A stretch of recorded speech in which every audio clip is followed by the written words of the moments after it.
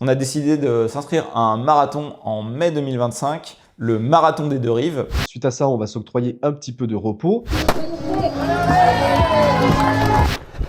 Merci. Les 10 bouclés en 41,09.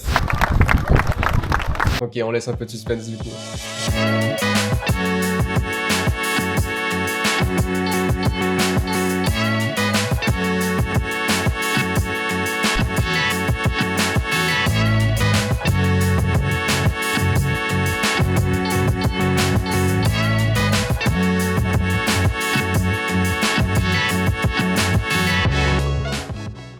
Si ça va le faire ou pas. Non, je vais la refaire. Le mec. Ok.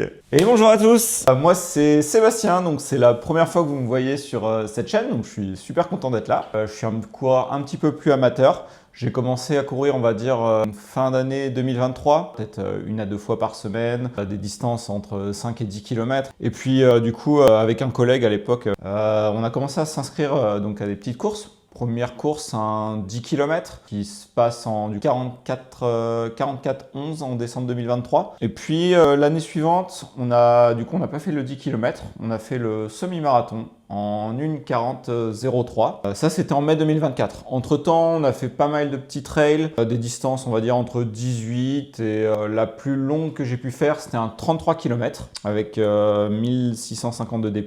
Là, c'était difficile déjà. Hein. Allez, c'est parti. Ok, donc moi, vous avez forcément un peu plus l'habitude de me voir sur la chaîne. Je m'appelle Rémi, j'ai 29 ans et je cours depuis 2019. Donc l'année où j'ai commencé la course à pied et également l'année où j'ai fait ma première et unique course sur route. C'était un semi-marathon que j'ai fait en 1h35 et 53 secondes. Et juste après ça, j'ai plutôt basculé sur le triathlon, puis le trail, où je suis parti de distances assez courtes jusqu'à faire un ultra en 2024 de 115 km. Je me considère comme un coureur assez régulier, avec une bonne endurance, un bon cardio, mais pas trop de vitesse puisque je travaille pas ça depuis un bon petit moment maintenant. Au niveau de mes PB, donc mes meilleurs temps sur 5 km tout d'abord, ça a été un 19 minutes et 13 secondes fait en juin 2023. C'était sur un duathlon. Bon, vous allez voir que tous mes meilleurs chronos en fait sont faits sur des épreuves un peu combinées. Mon meilleur temps ensuite sur 10 km, ça a été fait sur un trail qui en faisait en réalité 15, mais c'était le trail de la manie de courir en septembre 2023 et donc j'ai fait un passage au 10e kilomètre en 39 minutes et 7 secondes. Concernant le semi-marathon, j'avais un petit peu amélioré ma première marque, mais c'était au cours d'un triathlon, un format Alpha Ironman dans le Schnorr France, le Striemann, où j'ai fait 1h32 minutes et 5 secondes, et ça c'était en juillet 2022, et donc également après natation et vélo forcément. Et enfin, bon, c'est un peu plus pour l'anecdote qu'autre chose, mais j'ai un meilleur temps référencé sur Strava sur marathon avec un chrono de 4h28 minutes et 52 secondes. Mais bon, c'était en fait réalisé à l'entraînement dans les Monts des Flandres dans le cadre de ma préparation pour mon ultra trail. Et donc en 2024, l'été 2024, on arrive avec Seb au mois d'août à Toulouse pour 10 mois de formation.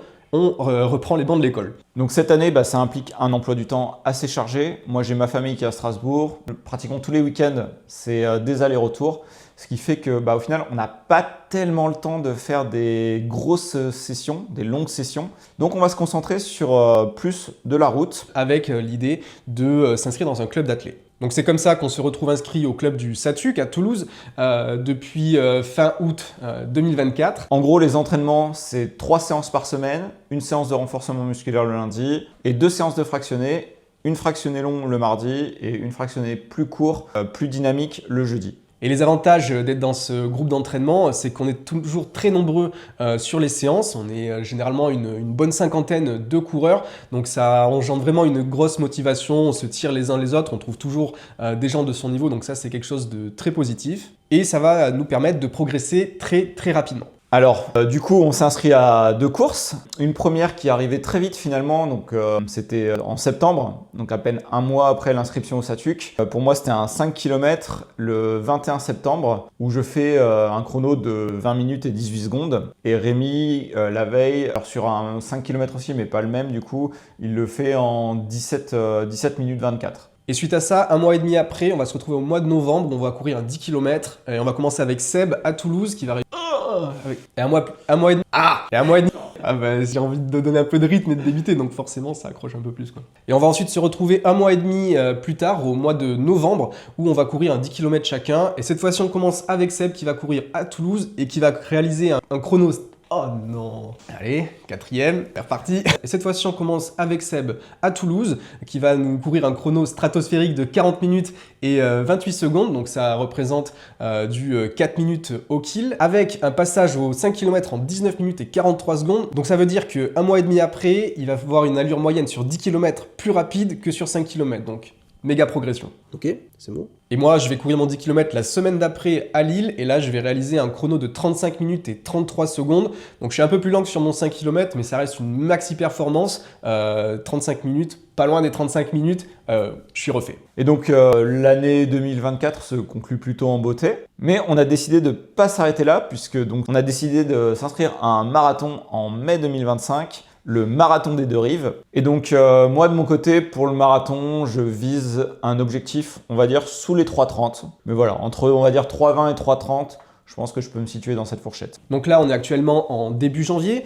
et je suis en train de consolider et de confectionner ce plan d'entraînement qui n'est pas encore cousu main et complètement terminé. Mais grosso modo, j'ai l'idée globale. On va s'entraîner une moyenne de 6 fois par semaine, 6 jours par semaine, et ça va se construire de la façon qui suit. On se retrouve donc sur Excel pour détailler un petit peu ce plan d'entraînement. Donc on commence facilement en posant la date du marathon qui a lieu le 4 mai, donc la semaine du 28 avril. Et on peut se rendre compte qu'on a environ 16 semaines de préparation pour le marathon. 16 semaines que l'on va diviser en 4 blocs. Et dans chacun de ces blocs, on va trouver une progression.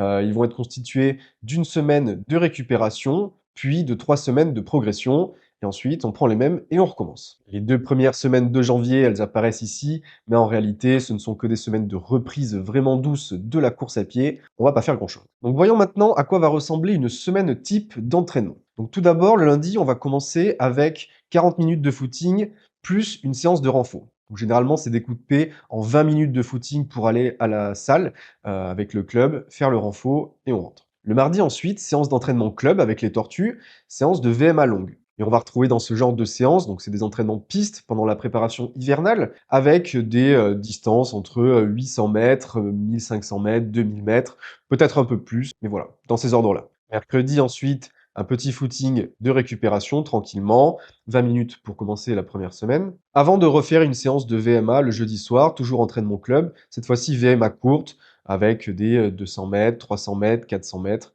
etc. Le vendredi, c'est repos. Petite journée de repos dans la semaine, avant de reprendre un petit footing le samedi, voilà, 35 minutes, et enfin la sortie longue le dimanche. Donc voilà le schéma global, donc avec les lundis qui vont se répéter jusqu'à la quasi-totalité du plan d'entraînement. Le mardi également, on va conserver cette séance de fractionné long. Le mercredi, le footing va progressivement augmenter jusqu'à atteindre sa valeur palier de 40 minutes. Le jeudi, de même, on va conserver cette séance de VMA courte, du moins dans un premier temps. Faire un peu de vitesse, ça fait pas de mal, avant de les remplacer par des séances d'allure spécifique. Le vendredi, on n'y touche pas. Repos du début à la fin de la prépa. Le samedi également, on va atteindre 40 minutes de footing tranquillement. Et les dimanches, quant à eux, eh bien, ils vont avoir une progression qui sera à peu près linéaire sur la durée de la préparation. On rajoute les semaines de récupération ou régénération, on appelle ça comme on veut, au milieu du programme.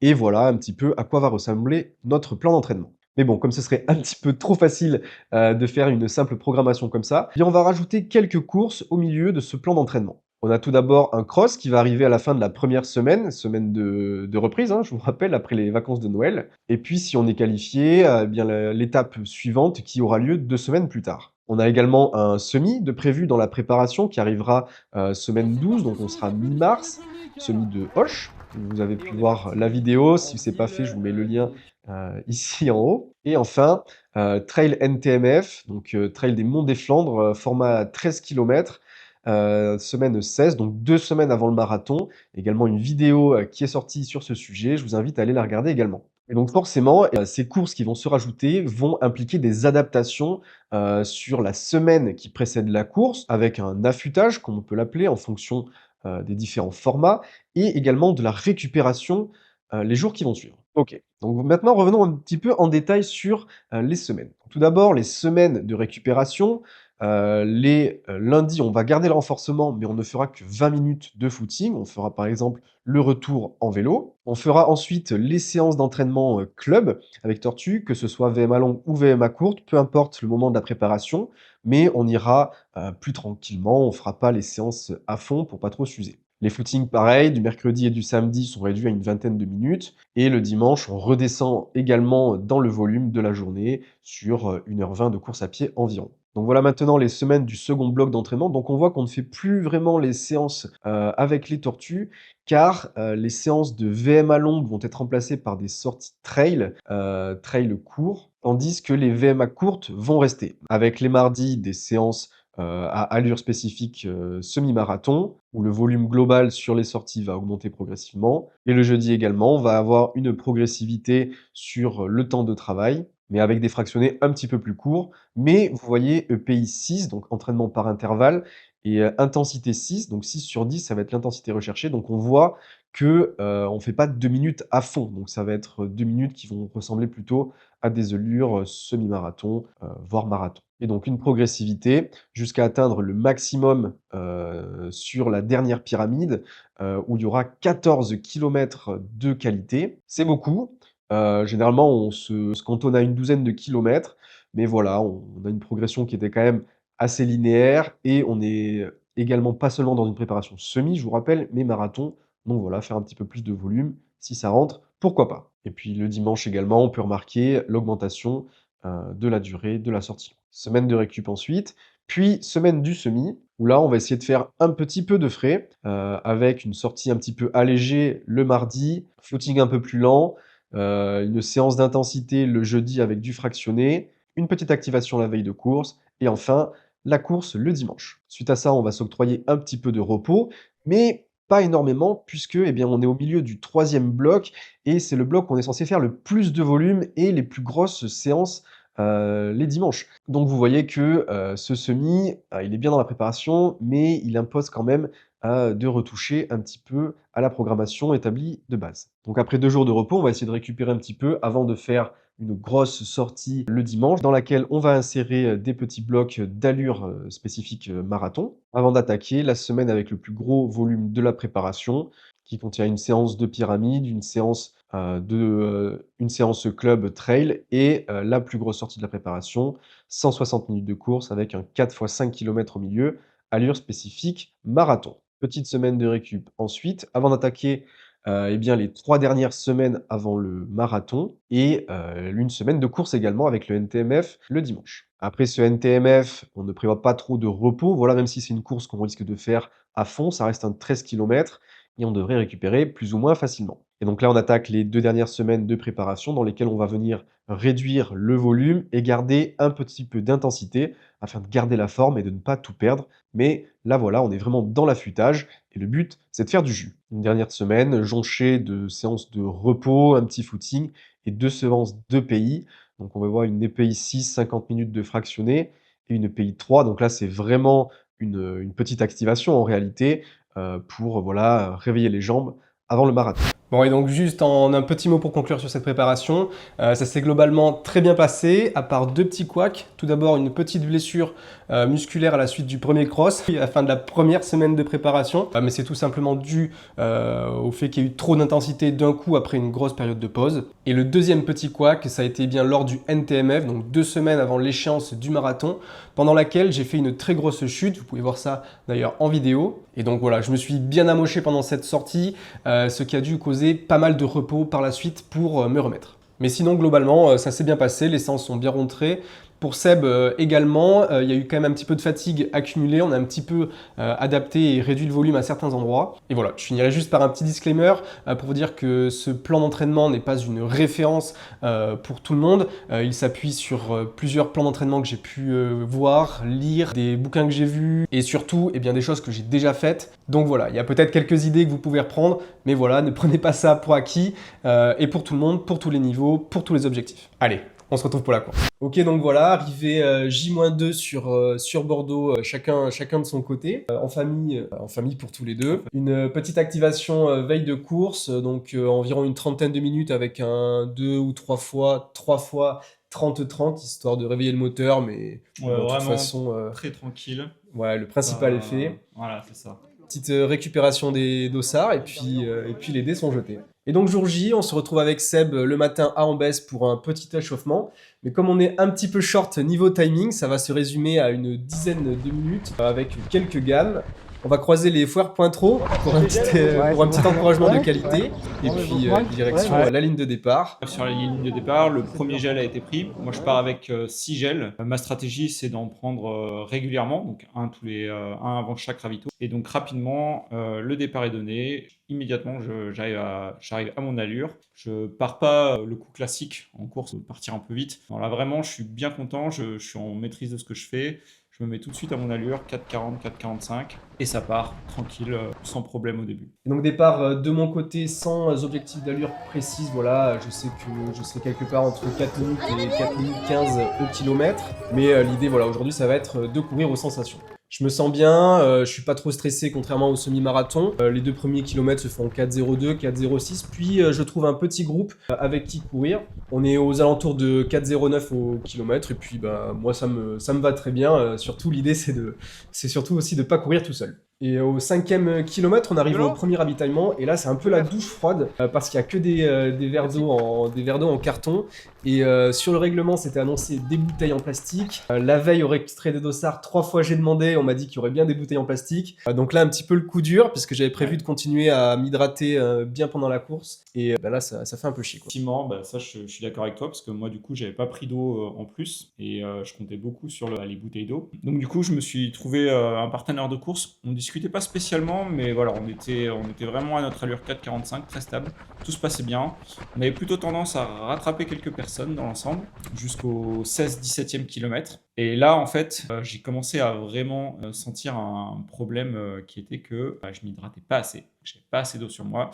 Et du coup, le fait de consommer des gels plus ne pas assez m'hydrater, clairement, c'était un gros problème. Je le sentais. Je ne l'ai pas senti sur les 15 premiers kilomètres. Et là, on arrive au 16-17e kilomètre. Et je regarde ma montre. Je vois que j'ai le cardio qui commence à monter fort. Je me retrouve à 180 pulsations minutes. Alors que normalement, je ne le sens pas trop physiquement encore à ce moment-là. Mais je sens qu'il y a quand même un petit problème. Et en fait, pourtant, l'allure est vraiment nickel. 4,45. Je veux dire, j'ai fait un semi-marathon en rapide 4,13 de moyenne, sans problème. Et du coup, 4,45, je suis pas censé être dans le rouge. Et en fait, là, j'arrive au 17-18e. Et là, vraiment, j'ai le physique qui lâche complet.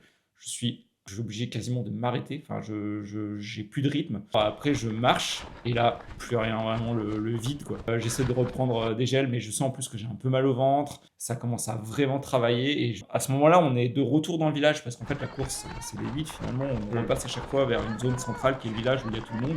Et donc, je repars pour une boucle en me disant, bon, peut-être que ça va passer. Et donc là, je repars pour 10 km de souffrance. Je vais laisser Rémi, du coup, parler de la suite de sa course avant de revenir sur ce qui s'est passé ensuite. Ok, on laisse un peu de suspense du coup. Du coup, moi, le premier 10 km, donc on finit la première boucle côté Dordogne. Donc je reviens en premier 10 bouclé en 41,09, quelque chose comme ça. 41,17, pardon, donc ça fait du 4,09 de moyenne. Donc bah écoutez, je suis assez satisfait, je suis ultra bien, j'arrive grand sourire avec le petit pack de coureurs. Je récupère une flasque du coup que ma sœur vient m'apporter et ça c'est du coup pour pallier au problème des bouteilles d'eau justement et aussi au fait qu'il fasse à peu près déjà 18 degrés et on n'est pas habitué à courir sur ces températures, on est plutôt sur du 9, 10 voire 11 degrés depuis le début de la saison et mine de rien on transpire bien et comme c'est orageux c'est aussi très humide. Et du coup, de mon côté, c'est plutôt différent puisque on part sur la deuxième boucle et là, pour nous, c'est vraiment le kiff. On est un petit peu en blabla run, on discute, on tient les allures. Tu bosses sur Bordeaux? Ouais, je bosse sur mes larges. Le temps passe vite, les kilomètres défilent. Et d'un côté, heureusement aussi, parce que le parcours, alors il a beau être ultra plat, mais c'est vraiment des grandes lignes droites de campagne sans supporters. et on peut vite s'ennuyer et vite s'endormir. Et donc sur cette boucle côté Garonne, on va l'appeler, je vais prendre un dernier gros relais pour la traversée entre les deux fleuves et on boucle ce deuxième semi en 1h27. Le deuxième 10 km est calé en 1h41-40, quelque chose comme ça, donc toujours vraiment très régulier. Et jusque-là, pour moi, c'est toujours un peu la balade de santé. Je prends vraiment beaucoup de plaisir sur cette première moitié de course. Quoi? Ouais, ça va. T'es dans l'état? Bah écoute, oui, hein. J'ai pas de temps de toute façon. Oui, mais tu peux parler, donc c'est bien. Ouais, ça va, ça va. Pour l'instant. Donc là, retour Ouais, sur Ambès, la ville. On reprend pas mal d'excitation, le fait de retrouver du public, de l'ambiance, de revoir un petit peu sa famille, etc. Donc il y a tout qui monte un petit peu, l'allure qui monte un peu dans le village, la fréquence cardiaque aussi. Et puis juste après, retour assez brutal à la réalité, on repart en campagne et c'est un silence assez assourdissant que je trouve assez violent. Et puis on se rend compte aussi qu'on repart sur la même boucle, les mêmes tracés. Et, voilà. Et c'est vraiment à ce moment-là que la course commence. Effectivement, la course commence, alors, elle va bientôt s'arrêter, parce que du coup, je repars effectivement sur cette boucle quand je termine, pas loin des 20 km. On repart sur une boucle, effectivement. Et là, je sens que là, je suis dans une souffrance, enfin pas une souffrance, mais j'ai vraiment plus de jus, enfin plus de batterie, j'arrive plus à avancer. Je me retrouve à marcher. Je vois le drapeau du 3,30 qui passe, donc déjà, bon, petit coup moral, je savais que dans tous les cas, ça allait pas le faire, mais au point où j'en étais. Mais bon, l'objectif, c'était quand même de faire moins de 3,30. J'avais pas mal d'avance en étant parti en 4,45, j'étais vraiment bien. Donc là, je les vois passer, j'essaie de repartir, 500 mètres, je me retrouve à remarcher, j'ai mal au ventre, je peux plus avancer. J'ai pas d'eau en plus, vraiment, j'essaie de m'hydrater, mais c'est trop tard, je suis en déshydratation. Et donc du coup, je termine cette boucle, je vois même le drapeau du 4 heures passer. Et quand je reviens sur Ambès, du coup on est à peu près au 30e kilomètre, on n'était pas loin des 3 heures, je pense 3h15, 3h20. Et je me dis, bon, est-ce que je repars pour les 12 derniers kilomètres? J'avais la famille qui attendait, de toute façon j'étais dégoûté. Je me suis dit, bon, ça sert à rien, tant pis. Je décide d'abandonner. Ça me fait un sacré coup au cœur quand même, parce que bon, j'avais la famille. Mais je me dis, tant pis, l'objectif c'est pas juste de finir en rampant. Donc je me suis dit, on reviendra plus fort, mais là, ce jour-là, c'était pas ma course. Bon jour. C'était pas, ouais. Pourtant, avec toute la préparation et tout, déçu. Et du coup, je sais pas si vous le verrez à la vidéo, mais effectivement, j'abandonne du coup au 30e kilomètre. Voilà. Ouais. On est au 27e. Je crois que c'est finito. Ça fait 10 km que je suis déjà sec. Et moi de mon côté, donc après avoir fini le premier semi, donc on est toujours ce petit groupe à repartir pour la deuxième grande boucle. Et au 25e kilomètre, je me souviens, j'ai un gel qui tombe et du coup j'ai quelques secondes, un laps de temps de réflexion, puis je fais demi-tour pour aller le chercher, accélération pour reprendre le groupe. Et en fait là, c'est un petit peu le début de la chute, quoi. Je sens que cette petite accélération, elle me fait mal, parce que je sais que je suis obligé de reprendre le groupe, sinon je pourrais pas finir tout seul. Enfin en tout cas, je vais lâcher au bout d'un moment. Et voilà, à partir du 25e, il y a un peu tout qui va s'enchaîner. Le groupe s'effrite. Voilà, il y en a qui commencent à s'échapper devant, il y en a qui commencent à nous lâcher par derrière. Et voilà, on n'est plus trop dans le blabla run. C'est vraiment un petit peu la concentration et les doutes qui commencent un peu à s'installer, quoi. Et donc, kilomètre 30, donc voilà, comme on l'a dit, retour sur la ville d'Ambès. On n'est plus que 3 à ce moment-là. Et voilà, là, ça discute plus. Il y a le cardio qui commence à s'affoler, la douleur qui commence à bien rentrer, la respiration qui commence à bien forcir aussi. Bon, voilà, on commence à rentrer dans le dur pour attaquer cette dernière boucle de 10 km.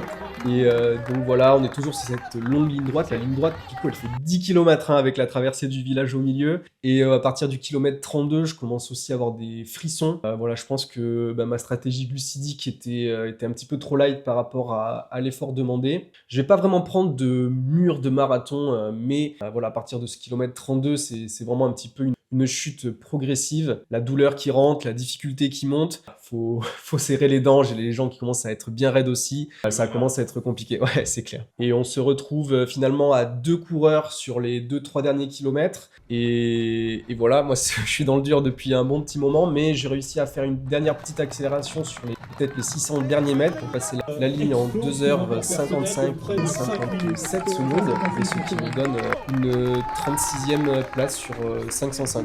Bon, c'est anecdotique, mais bon, ça se prend toujours. Super. Merci les gars. C'est là-bas. Stéroïde. Ah putain. Et ce qui me donne du coup un 4 minutes 09 au kilomètre de moyenne. Je suis rôti complet, je passe la ligne d'arrivée, je tiens plus debout, je vois des petites étoiles partout, j'ai des frissons, je suis Merci. vraiment bien à ce moment-là. Sachant qu'à ce moment-là, moi je suis pas encore arrivé, hein. Je suis encore en train de revenir sur la première boucle pour revenir aux 30 km sur Ombès. Et on arrive On un arrive peu après en après. même temps, ouais. Ouais, un peu après toi du coup. Mm. Mais en fait, je suis allé retrouver ta famille après avoir abandonné. Ils m'ont dit, ah bah Rémi vient d'arriver, il est en train de se faire masser. Ouais, là, ouais.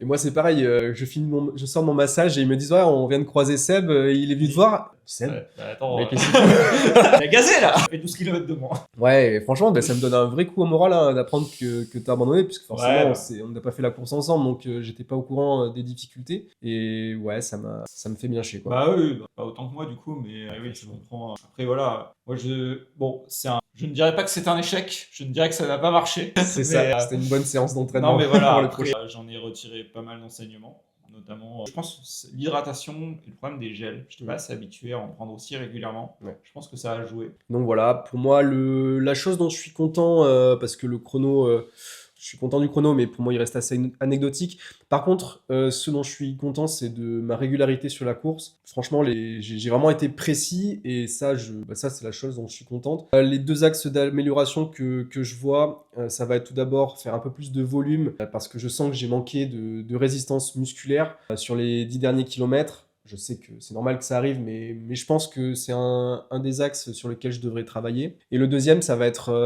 la stratégie de nutrition. Je suis habitué aux 50 grammes de glucides par heure, mais je pense que pour les formes marathon, il aurait fallu que j'en prenne un peu plus. Donc voilà, je pense que ça va être ma deuxième piste pour le prochain. Donc voilà pour ce premier marathon qui a été un peu compliqué pour Seb et qui a été assez réussi de mon côté. Bon, même si pour moi l'objectif avait été revu un petit peu à la baisse depuis l'épisode du semi-marathon, j'ai vraiment pris du plaisir sur cette course. Je retiendrai surtout le premier semi-marathon où je me suis vraiment régalé. Franchement, on était en groupe là et c'était vraiment la régalade. Après, ouais, moi, les 15 premiers kilomètres, j'étais bien aussi. Hein. Puis, c'est vraiment tombé d'un coup. Hein. Fatal, quoi. Le coup près, je l'ai senti vraiment venir peut-être 1 kilomètre avant. Hein. Et c'était déjà trop tard. Ce coup, je me dis, bon, je vais pas ralentir maintenant. Tu vois, j'étais dans mon allure. Donc, je saurais que pour une prochaine course, si je vois mon cardio qui commence à monter, je réduirai la cadence, quitte à, tant pis, à faire moins que l'objectif. Mais Ouais, sinon pas à sinon ça monter risque au-dessus d'être- de 170, 175. Quoi. Ça, c'est une des leçons.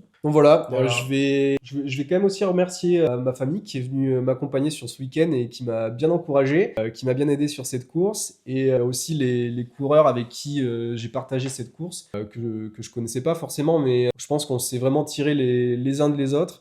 Et je suis à peu près sûr que j'aurais pas réussi à faire la même chose en étant solo sur 42 km. Donc C'est pas la même course. c'est même sûr, je serais peut-être parti un peu plus vite, mais je pense que sur les moments compliqués, j'aurais peut-être lâché beaucoup plus. Bah, félicitations. Quoi. Bah, merci. Et voilà, bah, merci à vous d'avoir regardé cette Merci à vous. vidéo jusque-là. Je vous invite, comme d'habitude, à vous abonner à la chaîne YouTube, un petit commentaire, un petit pouce bleu, c'est les meilleurs encouragements pour aider la chaîne.